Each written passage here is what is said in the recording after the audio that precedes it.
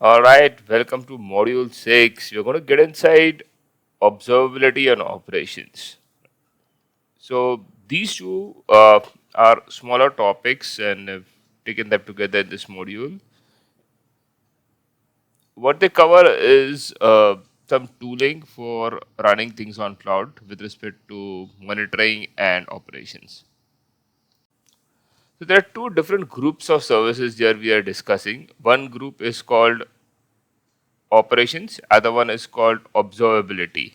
The operation suite has profiler, capacity planner, backup, and DR, app hub. So these are four services which belong to the operations suite, and the other four services which belong to observability are logging, monitoring, error reporting, and trace. Let's cover them one by one.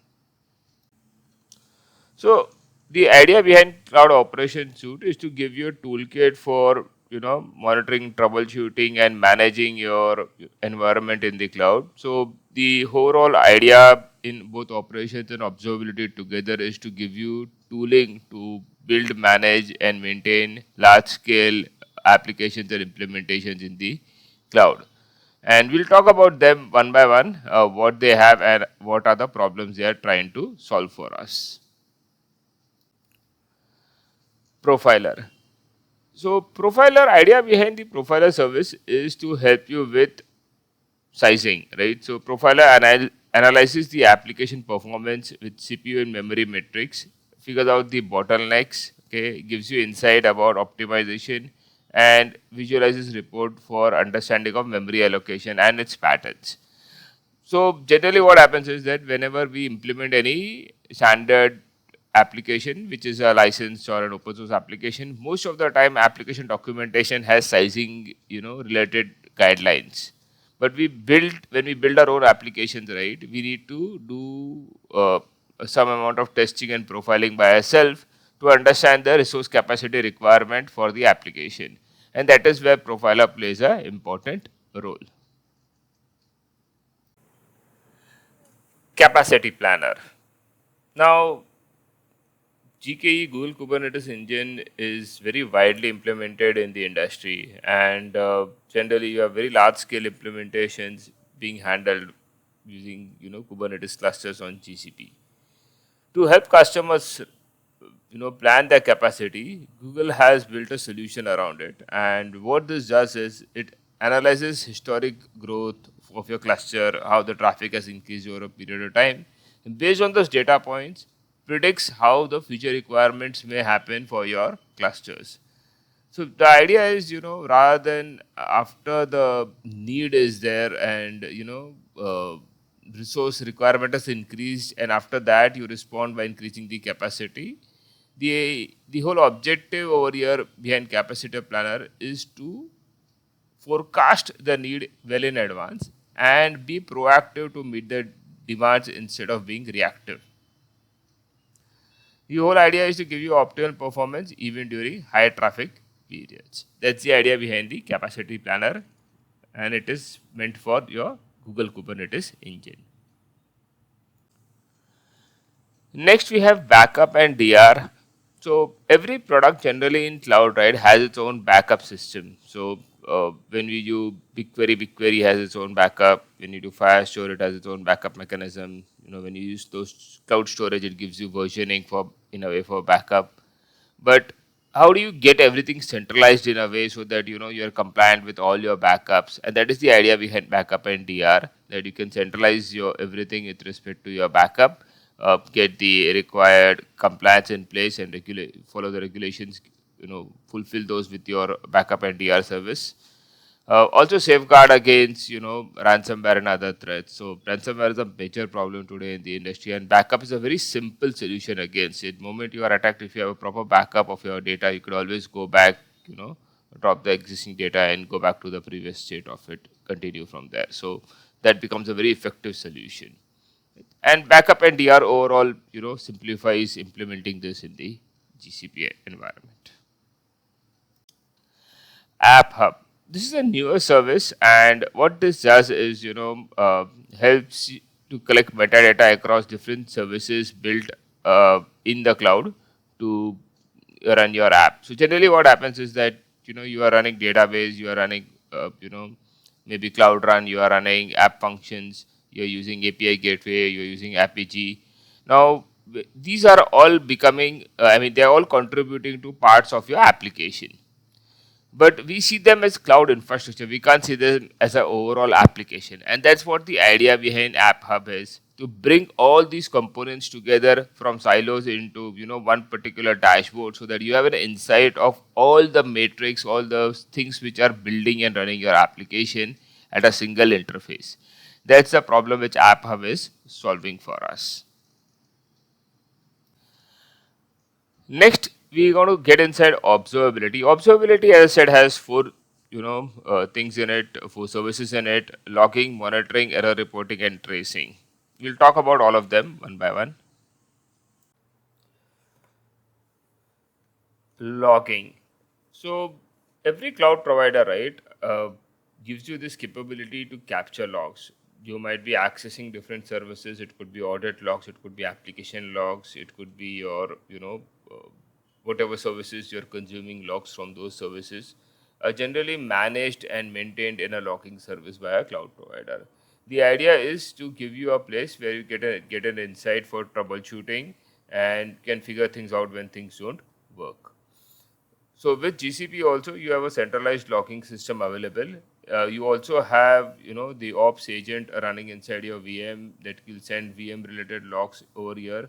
So entire application logs, your service logs, everything can be accumulated at one place, and then you can filter and search upon those as and when required. I'll show them to you how they look like in the console.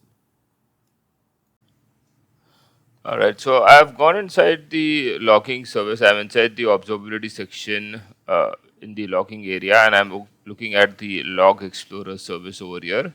And I can see some recent logs for what some activities which I've done. So this is the place where you can see all the logs. You can check the logs based on the severity. You can filter from those. Okay. And you also have log analytics where you can do queries directly on top of logs. So you'll get sample queries, how to do them, and you can follow that and put up your own queries to filter and remove out the right data or right insight out of your logs. So that's a bit about the logging service. So cloud monitoring. Now monitoring is of utmost need, be it the platform you do deal with. And generally when you do cloud, right, we are dependent upon the cloud provider to give us data points with respect to all the services that we consume from the cloud. Like for example, I might be using VPC, I might be using BigQuery, cloud storage. All these services, I cannot put my own monitoring over there. Cloud provider has to give me the data points for me to consume. And that's what cloud monitoring is all about, right? They will give you data points for all the services that you're consuming in cloud, including your virtual machine instance and load balancers and databases and everything. And then you can create dashboards, put up alerts on top of it and things like that. I'll just show you an insight out how it looks in the console also. I'm inside the observability section in the monitoring area. So if I go to observability inside the monitoring, I can see the matrix explorer over here, and here I can filter down on all the active services which I can view. So the services which I am actively using, those only data points will be listed over here. So this is what it is listing right now for me. This is not a production project, so not really much happening over here to show you in terms of data points. But this is from where you can create dashboards out of it, and uh, then okay. So this is the kind of stuff you can do with it.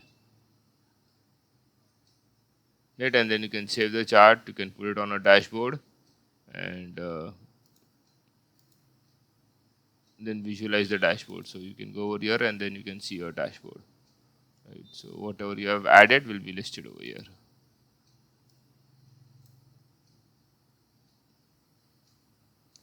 Right. So the idea behind dashboarding is to come up with the sets of uh, different metrics in terms of graph charts, and then visualize it together.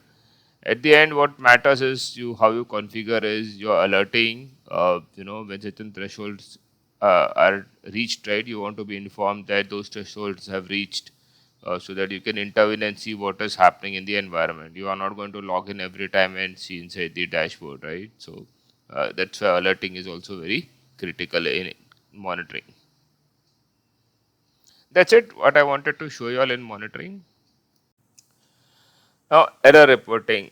The idea behind error reporting is when you run your applications, right? They may run on GCP. It could be running out of App Engine. It could be running out of Kubernetes or Cloud Run kind of services. And when they get inside the error, right?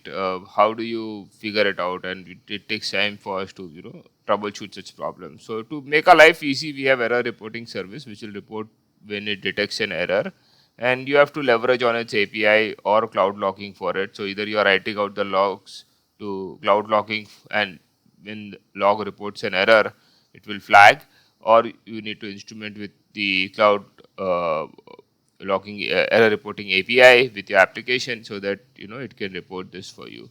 But in nutshell, it gives you error at one place. So any kind of error you face, you can go here and check. It will quickly help you, figure out what is happening in the environment. That's your error reporting service. So with a lot of serverless mechanisms in the industry, right? Trace has gained a lot of importance. This is not just with GCP. It is any kind of platform today has to have capability to give you insight with respect to API requests that is happening across different services. Now we are building a solution. We are using cloud storage. We are using BigQuery. We are using Cloud Functions. We are using Cloud Run. We are using API Gateway. We are using Apigee. Now, if a particular API request is not performing, right? How to figure out which request is making the application so?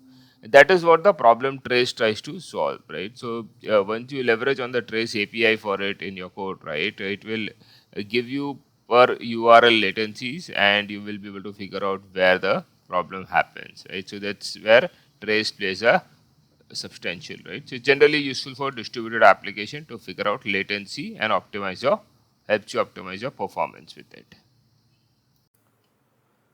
So in this module, we covered about observability and operations, two different suites in GCP, which help you run and manage your infrastructure in the cloud.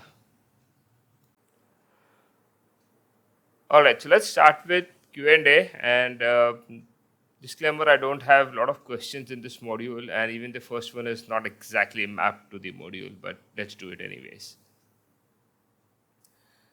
As your organization increases release velocity, the VM-based application upgrades take a long time to perform rolling updates due to OS boot times.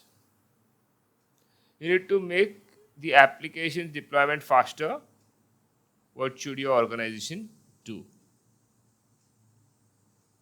Option A, migrate your VMs to the cloud and add more resources to them.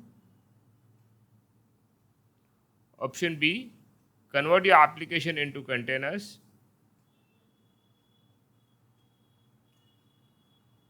Option C, increase your resources of your VM. Option D, automate your upgrade rollouts. So option D is not really going to help you. Even if you automate, at the end where VM is rebooted, it's still going to take time. So that doesn't solve the native problem which you're facing. Now, option A and option C both can solve the problem, okay?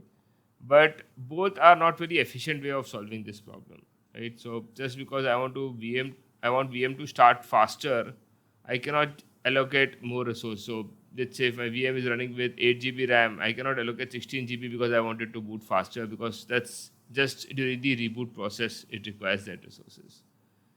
So the correct approach would be to convert the application into containers, right? So that will help it to come up faster.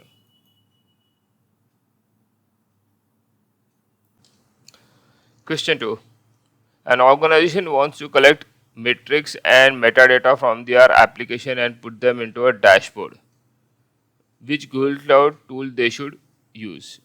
So basically, collecting application matrix is nothing but data points with respect to application, and that happens with your monitoring agent.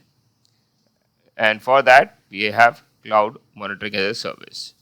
Now, the option has cloud monitoring, trace, logging, and debugger. So, debugger we have not discussed, but it's a deprecated service. Hopefully, you will not see this term in the exam.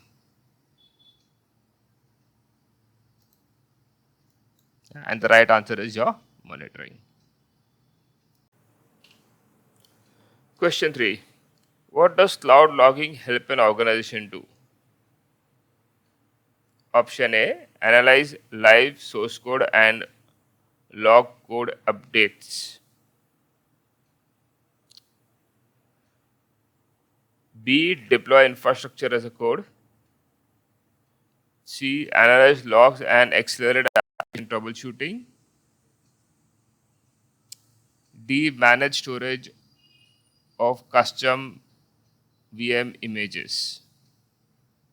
I think this is very straightforward, simple. Everyone should know the answer for this. Right? It is for analyzing log and accelerating application troubleshooting. Right. Question number 4. What is logging with context of cloud technology? Option A, write application and operating system events as text. B, monitoring network and resource limitations. C, tracking source code across organization. D, recording infrastructure and hardware expenditure.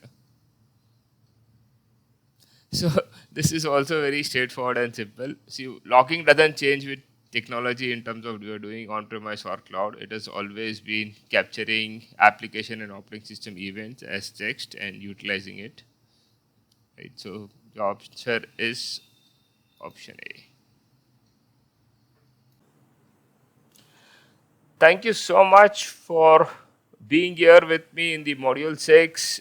If you have still not subscribed, please do that. That helps me, motivates me to make such more videos for you all. Do like and share with your friends.